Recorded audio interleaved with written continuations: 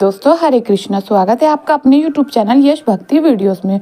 ओम भास्कराय नमः। हिंदू धर्म में मकर संक्रांति के पर्व बहुत ही खास माना और यह त्यौहार तब मनाया जाता है जब सूर्य धनु राशि में निकलकर मकर राशि में प्रवेश करते हैं। साल 2026 में सूर्य नारायण 14 जनवरी को दोपहर 3:13 पर मकर संक्रांति में प्रवेश करेंगे। इस कारण मकर संक्रांति का पर्व 14 जनवरी 2026 को मनाया जाएगा। इस साल मकर संक्रांति पर दो शुभ योग बन रहे हैं, स्वर्था सिद्धि योग और अमृत सिद्धि योग,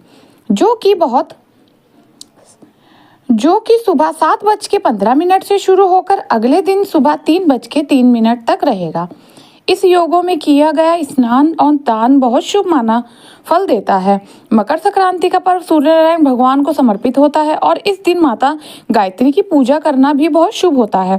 पौष मास में सूर्य भगवान और भगवान विष्णु की पूजा करने से स्वास्थ्य अच्छा रहता है, उम्र बढ़ती है, मन शांत रहता है और शास्त्रों के अनुसार जो व्यक्ति सूर्य के उत्तरायण काल में देह त्याग करता है उसे जन्म और मृत्यु के चक्र से मुक्ति मिल जाती है और वह वैकुंठ लोक को प्राप्त होता है। इस कारण से मकर संक्रांति को मोक्ष देने वाला पर्व भी कहा जाता है। इस दिन दान पुण्य का बहुत अधिक महत्व होता है। पुण्य काल में यह महापुण्य काल में किया गया दान पुण्य अक्षय पुण्य की प्राप्ति करता है। इस दिन चावल, मूंग की दाल, काले तिल, गुड़, तांबे के बर्तन, ऊनी वस्त्र और जरूरतमंदों के चीजों का दान करना बहुत शुभ माना जाता है। मान्यता है कि ऐसा करने से सूर्यदेव और पितरों का आशीर्वाद भी मिलता है, जिससे घर में सुख समृद्धि आती है। साल 2026 में इस बार मकर संक्रांति के दिन एकादशी का संयोग भी बन रहा है और यह संयोग 23 वर्षों के बाद बन रहा है। माघ मास के कृष्ण पक्ष में आने वाली एकादशी होती है षटतिला एकादशी और मकर संक्रांति के दिन तिल के लड्डू और खिचड़ी खाने का विधान होता है।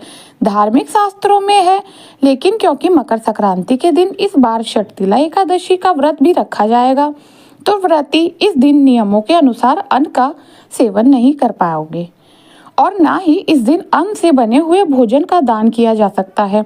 और विशेष तौर पर खिचड़ी जो कि चावल से बनी होती है, ना तो उसका एक दिन दान करना और ना ही सेवन करना सही होगा। इसलिए मकर संक्रांति के दिन आप फलाहार का सेवन कर सकते हैं या फिर हरी साग सब्जियों का सेवन करके फलाहार और साग सब्जियों का दान इस दिन कर सकते हैं। तिलों का दान कर सकते हैं।